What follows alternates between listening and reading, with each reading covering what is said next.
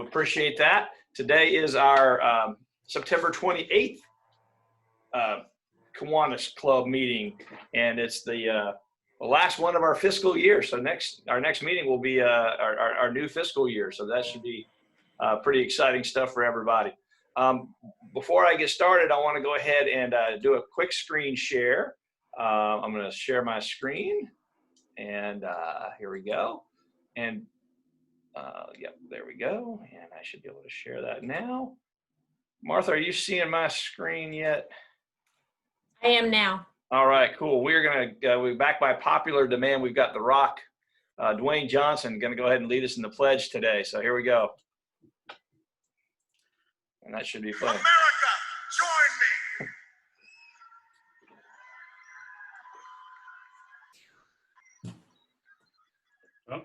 I pledge allegiance to the flag of the United States of America and to the republic for which it stands, one nation, under God, indivisible, with liberty and justice for all.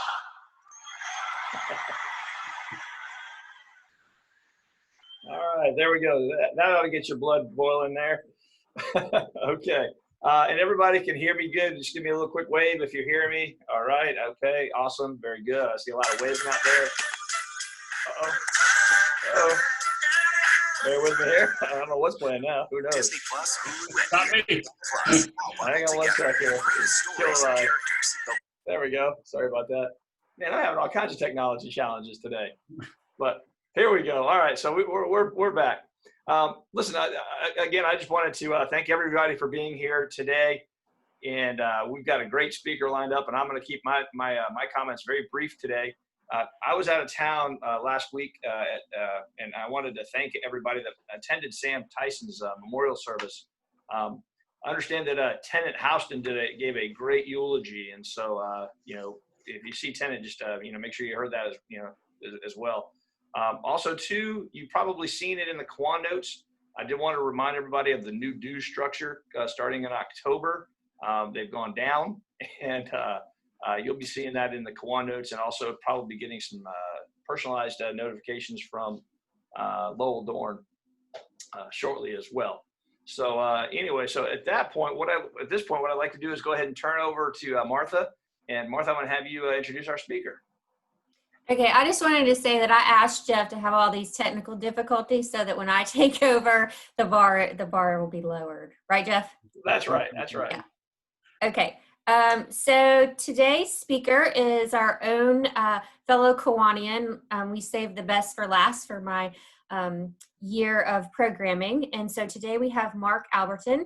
He was born in Wisconsin, and he grew up with a camera in his hand. His father was a medical photographer and illustrator, so having cameras and film around his house was commonplace. Eventually, Mark would transition from taking still pictures to moving pictures or video in the late 1990s, and he found that storytelling through video was his forte. In 1995, he moved to Augusta to work for Morris Communications Company, and in 2000, he created Scrapbook Video Productions, a video documentary production company. Since that time, his business has produced numerous award-winning documentary films, many of which have aired on PBS. He has produced everything from in-depth oral history interviews for families to company profiles and commercials. Even though Mark makes his living through video, he still loves photography, and on clear nights, he can be found photographing the stars in the rural parts of Georgia and South Carolina. He is married to Sarah Albertin and lives in Augusta, Georgia.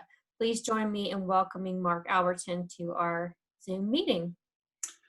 Hello, everyone. So thank you all for having me here today. And I was telling Jeff and Martha, hopefully my internet will work great today and we'll have a great presentation. If I disappear, I will be back. So keep your fingers crossed here that everything works well. So let me tell you a little bit about what I'm going to talk about today. There's an upcoming film that I'm producing called Finding Home. And basically the film is a revamp of an original film that I produced for Morris Communications back in 1999 called Augusta Remembers. And the difference between the two films are, one, that first film that I did in 1999 was basically the first documentary that I've ever done I cut my teeth on that film. There were things about it that I loved and things about it that I see now and I go, God, why did I do that? And so I wanted to redo that and polish it, but also that film ended in 1940. We didn't go any further past. We went from like the early 1900s to 1940. We didn't go any further. And so this film will basically be a time capsule from the early 1900s all the way into the 1990s with stories from people telling their memories of those times. We're going to have stories of the fire of 1916, the flood of 1929, moving up into the impact of World War II on Augusta and some of the early flight and things that were happening for preparing for the war. We've got stories of the riots that happened here. We've got all kinds of different stories. And I think it's going to be a really nice little mix. Originally, this film was to be screened like in June of this year. As you all know, everything has changed. Everything's been thrown completely out the window. Then we were going to show it in August. Never happened. So right now, we're putting it off until next year, probably summer of next year. It will be screened at the Imperial. And we felt like we shouldn't do a Zoom presentation. We felt like we should do a real life presentation. So however long we need to wait, we're going to wait before we show it because people need to be there. It needs to be something where people can shake hands, they can reminisce together. And I think once we come out of this on the other side, it'll be a wonderful thing to all get together and reminisce about this town that we call home. So it's going back, so talking about finding home and about that film and about the original incarnation that I made back in 1999. Why did this all happen and how did it all happen is what I'd like to tell you about. I grew up in Wisconsin, as Martha talked about in my introduction. And growing up in Wisconsin, my parents had a lot of land. And basically, they told us that our vacation was our land. We didn't need to go to Disney World or Florida or travel anywhere outside of Wisconsin. My God, of land, what more could you want? There's birds and trees and ponds and bullfrogs. And true, I did enjoy that. It was wonderful. But it left me with a very narrow view of the other parts of this country. It left me a very narrow view of what was beyond Wisconsin, in particular, south. I have deep roots down here. They go way back. And my mother used to tell us as we were children, she used to sing us to sleep with the song Summertime. And in my mind, I'd envision cotton fields and, mom and daddy are great looking. And I'm like, well, they thought a lot of themselves, obviously. And anyways, so I'd hear that song in my mind. And, but I couldn't picture it. It just seems so far away. And she would tell us that we come from good stock. I mean, it sounds like we're talking about soup here, but she would talk about that. And I'd always wonder, God, someday I need to find out about this mystery of the South. But again, my background was a little bit odd in my thinking. I mean, imagine growing up in the 1960s in Wisconsin, where are you going to get your information about the South? There was no really anything out there to find out about. So this is basically what I got my information from. Hang on just a second. I'm going to do a little screen share here. This is what I got from what I knew about the South.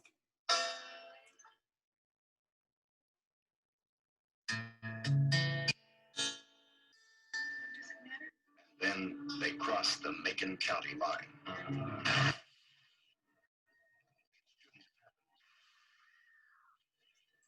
Reynolds is gate, and inside 10 minutes he's going to destroy 14 boats,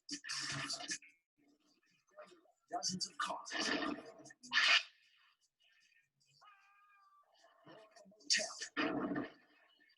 Drag him out around a parking lot. Bye, guys. Just a good old boy. Never made it. So you can imagine growing up there and experiencing that was all I knew of the South. That was my vision. So I was a little bit scared of the South, to be honest with you.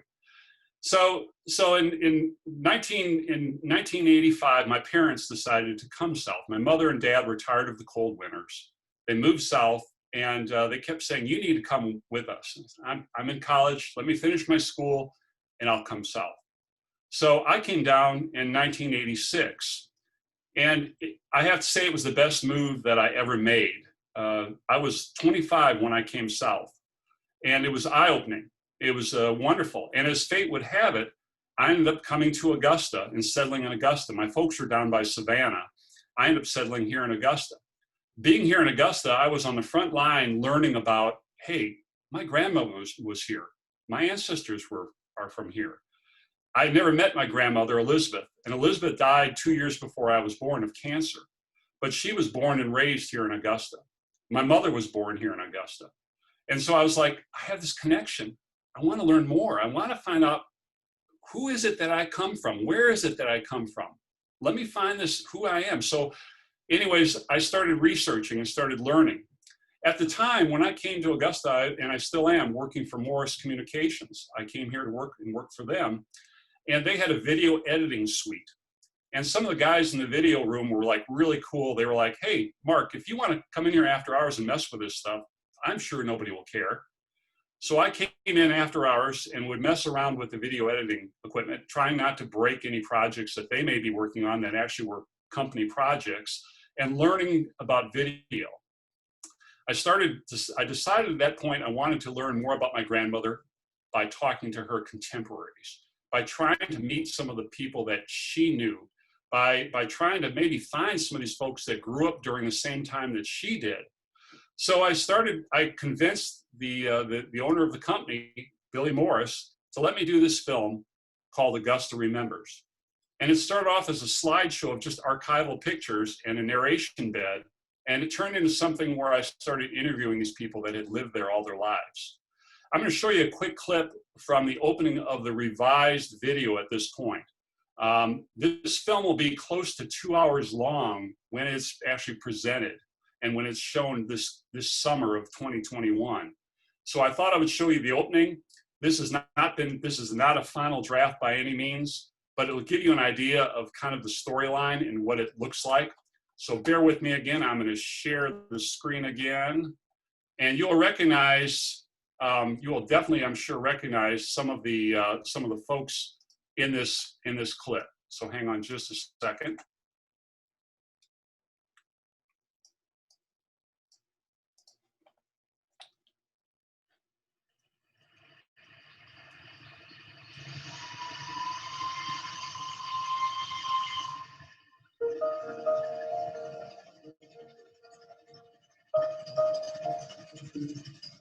Traveling by steam locomotive on the long trip from Ohio to Georgia, my grandmother would pacify her two restless daughters by telling them to look for the pine trees and red clay out their passenger car window.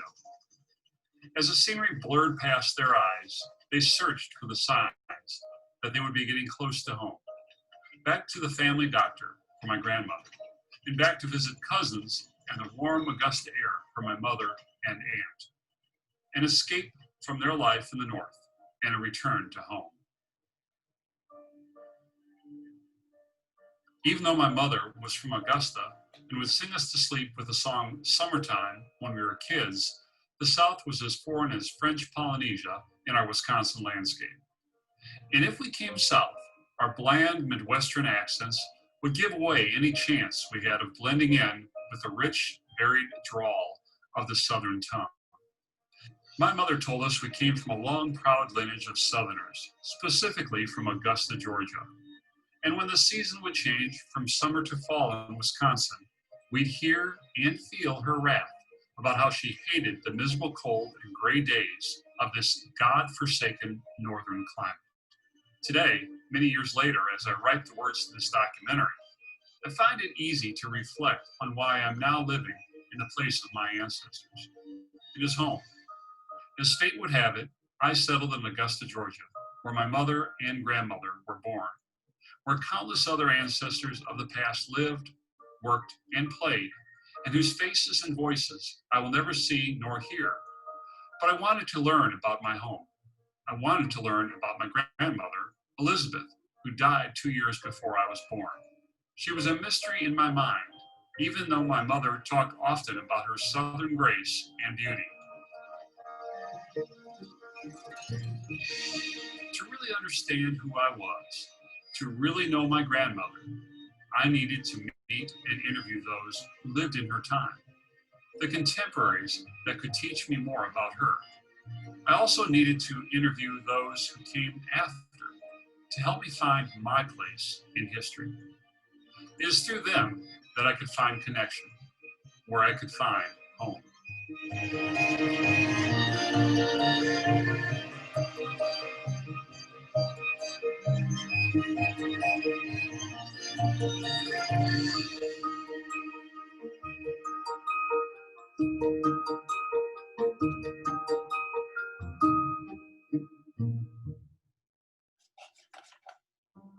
So that's just the very brief opening from the film, and gives you kind of a little bit of an idea of the flow of how it's going to be and how it's going to go. But it will have a lot of different stories, and I'll have to tell you, working on this project has been such a wonderful thing for me. Back in 1999, when I was doing the first interviews, and then now doing the subsequent additional interviews that we are doing.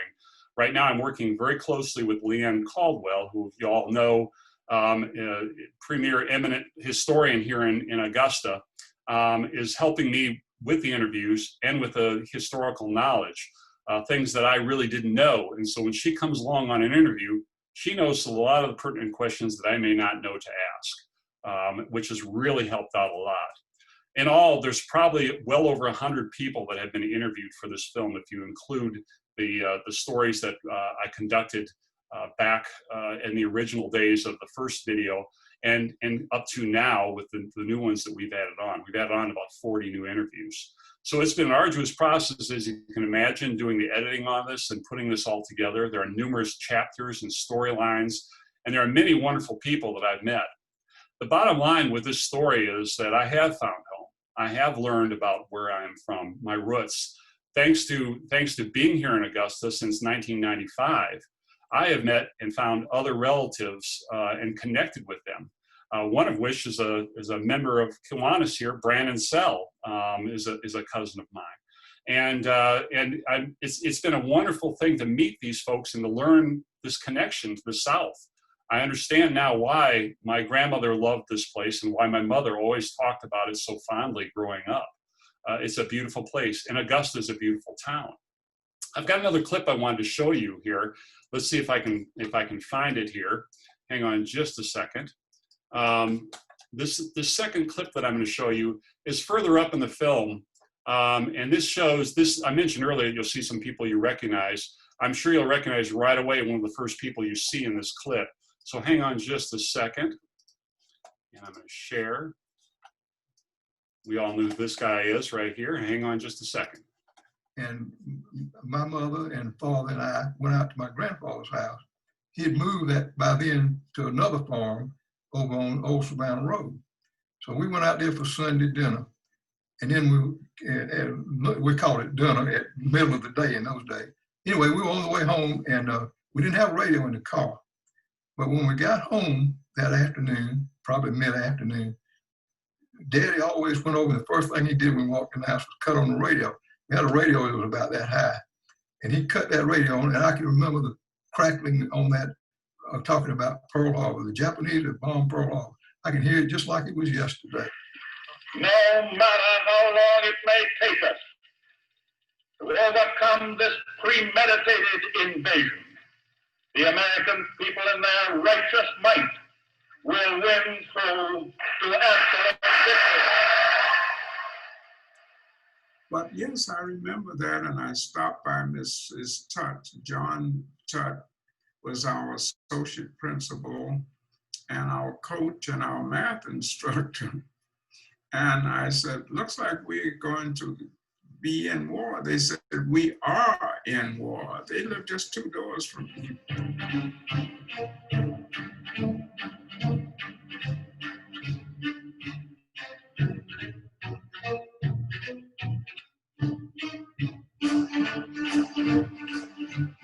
Well, all of a sudden, there were uniforms all over the place in Augusta. You used to walk down Broad Street and see any uniforms.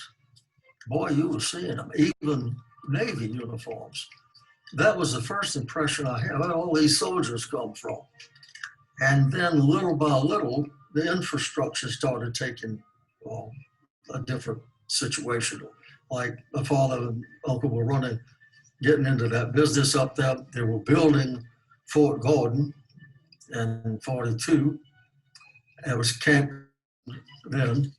And the Daniel Field was the first to convert to fighter training. And the Boshiers that we knew for so many years recently, Forrest, I think, did some of the training, you know, the elementary training. And we went after school, man, and just hang on the fence. They had airplanes all over the place. The 17th Bombardment Group came here in November of 41. And the airport manager, Bob Hayes, before bus, had a visit from a man in that group who wrote him a letter, and I think I have a copy of it in the scrapbook or a portion of the letter, talking about his days here at the airport. And they were flying B-25s, new B-25s, and when they were here in November, that was true, that was prior to Pearl Harbor. I guess Pearl Harbor didn't occur until December, and they were here in November, and they were training, and the training that they got here was short field takeoff training. They would take off in formation in those B-25s, and it was used. I mean, it was valuable training in their Tokyo raid. At the time, they didn't know they were training for that, and I don't think the raid had even been conceived at that time because Pearl Harbor had not occurred.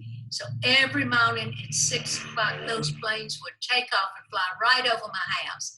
And you just were so patriotic back then. During World War II, Elizabeth was a gray lady, and like countless others, volunteered with the Red Cross.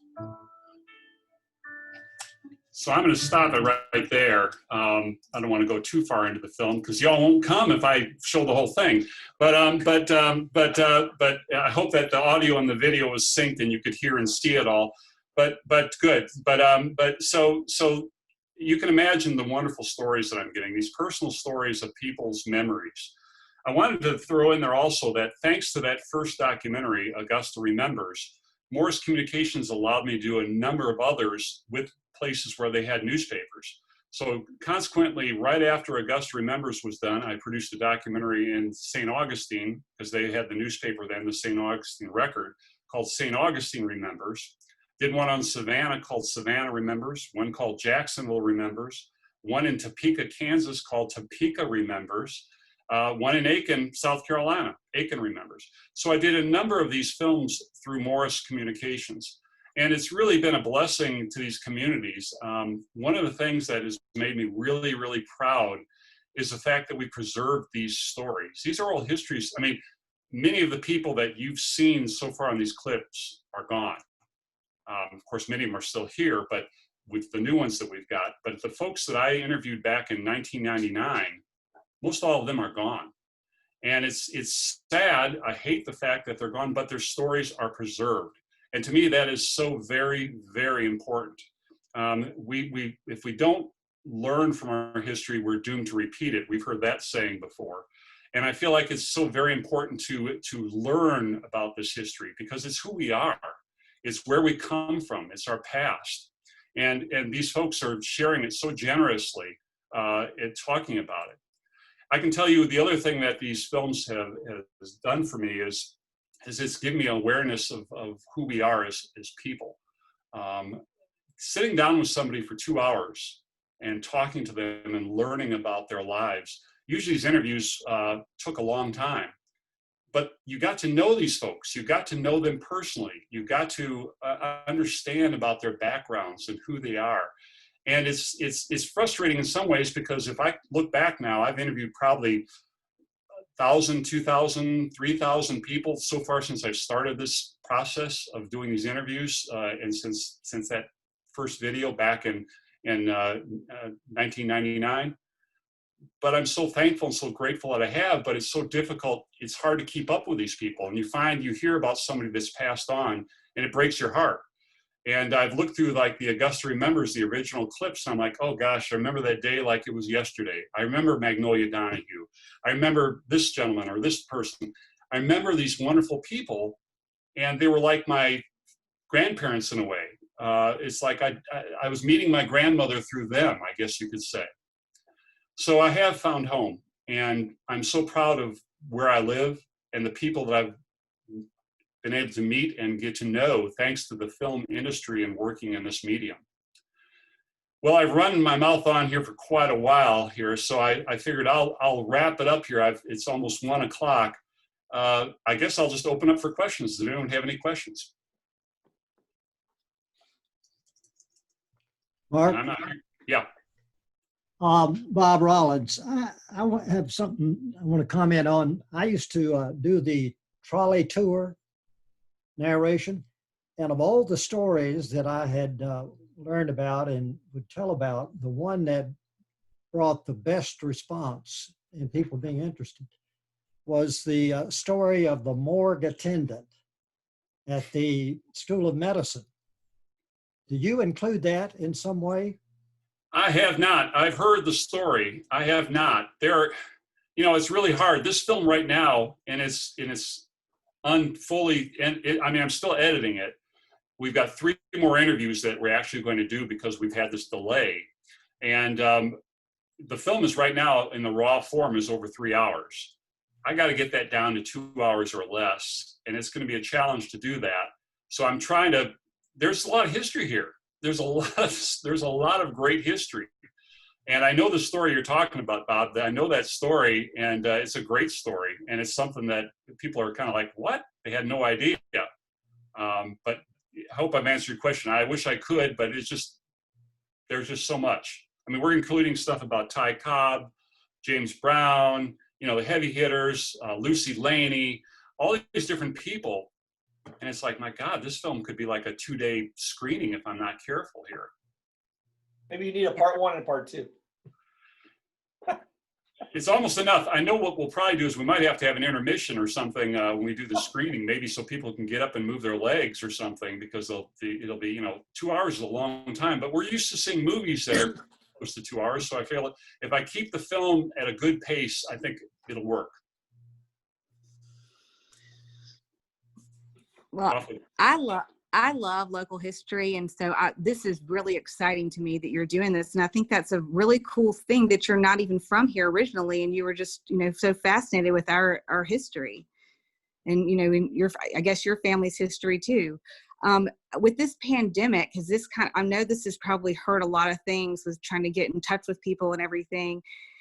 Can you remind me, when did you say we would be able to see this? You said it's going to be at the Imperial, but in the summer. I'm keeping it very fluid at that. God willing, by summer, we'll have this thing under control, this nightmare under control, and we'll be able to have a large group of people together.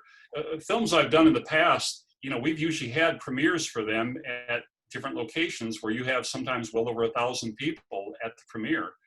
Of course, we can't do that right now, and it would be safe and it would be irresponsible. And so I'm hoping that by summer we'll be able to do it. But to answer your other part of your question is, thankfully, most all of the interviews were in the can prior to March, before this all happened. So thankfully, somebody was looking out for me, and we were able to get these all done before then. We've got 3 more, as they say, we're going to be doing actually this week. And then I will faithfully say I have all the interviews in the can. And if anybody else has a question, just unmute yourself and feel free to jump in and ask away. We've got Hi, I have one. Yes, sir. Now y'all probably know who I am. I'm Hunter. I am from the Uptown Augusta Kiwanis Club. I got an email from Jeff Drake about an interclub today, so Here I am. Welcome. What advice would you give to someone who's trying to get into the photography field? Well, first of all, follow your heart, and also listen to your heart and soul when it comes to what you produce. When I started doing these films, there's a lot of different things that I could do when I started my business that I could do to make a lot more money. Commercial work pays much better than documentary work. Because outside of Morris, I started Scrapbook Video Productions and was doing documentaries on my own too. I did one, I've done another number of them for some of the people that are here watching today. I've done a number with General Perry Smith, and I've done a number of them. I've done other cities like Beaufort, North Carolina. I did one on people of the Savannah River site that were displaced, called Displaced, the Unexpected Exodus. I did one on Dave the Potter, who many of you probably have heard of, called Discovering Dave's Secret Captured in Clay. I did these things because they were stories that I felt like they needed to be told.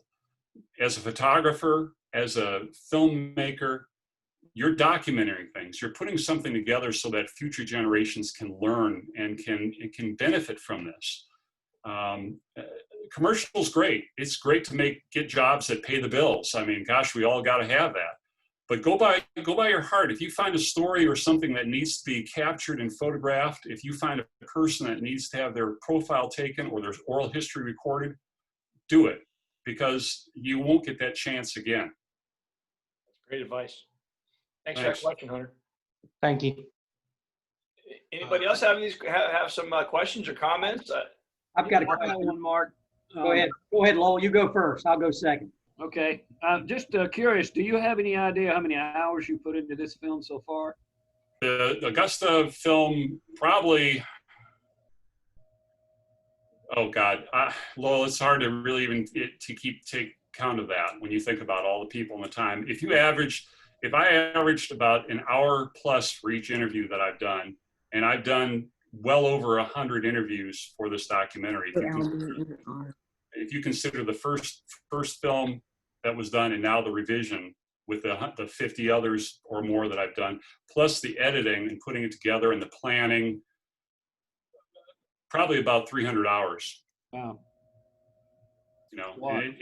People don't realize that it takes a lot of time to produce a documentary. I don't have a crew. A lot of Ken Burns has, if you look at his credits, you'll see there's quite a few people behind the scenes working on those films with him, from everybody doing title sequences to After Effects and animation to getting some of the footage that they use. You're talking to the camera, audio, lights, editor, the whole 9 yards right here in one person. Whereas normally there's a crew of multiple people. Any more questions? Who else?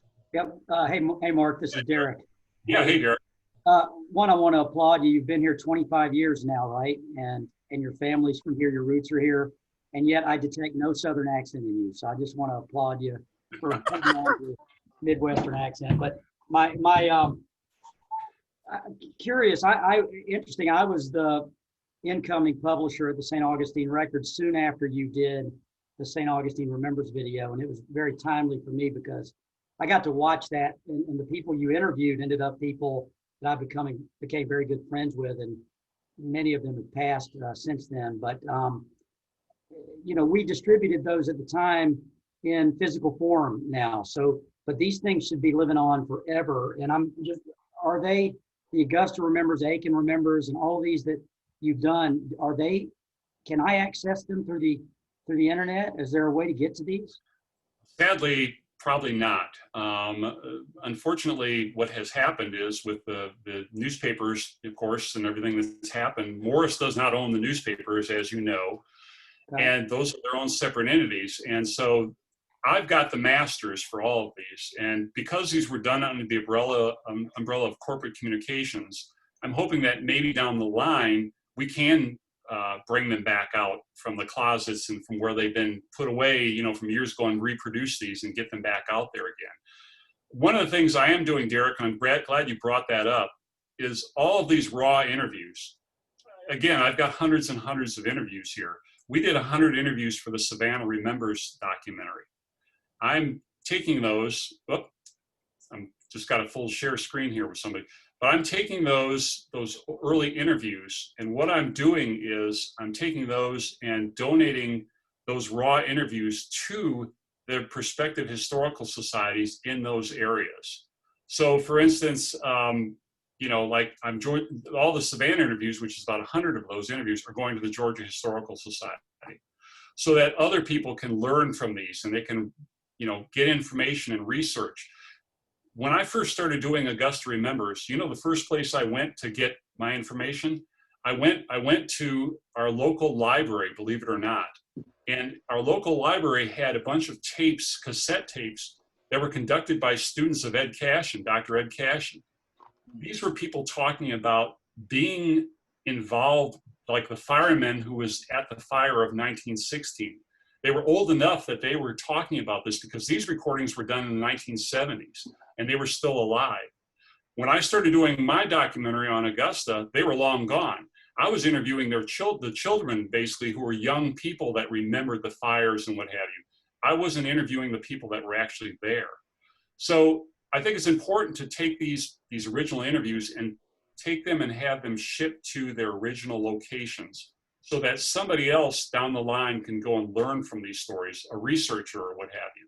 So I'm going to do that with Topeka, St. Augustine, Jacksonville, Aiken. All of these are going to go to the museums or historical societies in those communities so that they will, at the very least, have the original raw interviews for researchers. I hope I answered that. I'm hoping we can do something more, Derek, down the line. I mean, being here in Augusta, it's been a natural no-brainer to redo Augusta Remembers. I don't really have a lot of control over the other cities, except I do have the master tapes, and I could, in essence, redo those or just put them out on DVD and HD format, possibly. Are you saying those are property of Gannett? They're not, as far as I know, they shouldn't be property of Gannett because they were done under the umbrella of the corporate office, which is Morris, which still exists. We did that for each newspaper as basically a service, corporate doing things for them. Right. And when they came out, each newspaper was told, you go ahead and sell these, the profits are yours, et cetera, et cetera. Mark, I have a question. It's Chip Matson. Yes, Chip, hey. Hi. Have you done much with drone technology for your video work? Originally, of course, drone technology was not even available when I started this first film in 1999. Latest film, we'll see clips of drone technology quite a bit in it. I'm a licensed drone pilot now for commercial filming and what have you, gone through the training and what have you. So yes, there'll be scenes of Augusta and around Augusta with some drone footage. So that I think it'll add another dimension to it and bring it up to speed, so to speak. Cool, thanks. You're welcome. Hey, unmute. I see Connor and Perry. Just hit your unmute button. There it is. May I jump in? Yes, sir. Okay. Mark, you might mention that 3 of the videos that you and I have done together are available on YouTube. And anybody who wants to see the video on Jimmy Dias or on Herbie Cleckley or on Don Hollader, they could do that on YouTube. Good point. Thank you, General Smith, because yes, those are some that are out there. And if you go to my website, you can see some of the clips, some of the stuff I have trailers on, some of the films. The Herbie Cleckley is on my website, and they can watch the trailer from that also, and the Don Hollader. Thank you. You're welcome. Thank you. Awesome. What's your website? It's scrapbookvideo.net. All one word, scrapbookvideo.net.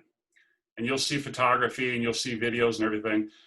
You know, as I mentioned before, that thanks to Augusta Remembers, so many things have happened. I wouldn't have met General Smith or Connor if it wasn't for that film. He approached me after he saw Augusta Remembers and said, hey, I've got a relative, a family member that I'd like to have a story done on. Would you be interested? And that's how we connected. And again, it's amazing how that one film and doing that project has opened so many doors and helped me meet so many wonderful people that have been they've helped shape my life, you could say. That's awesome. No, that's great stuff. Anybody else have any questions? We've got a lot of folks in here with some great minds. We have Mark, who's a great resource. Thank you. Okay, well, Mark, thank you very much for that.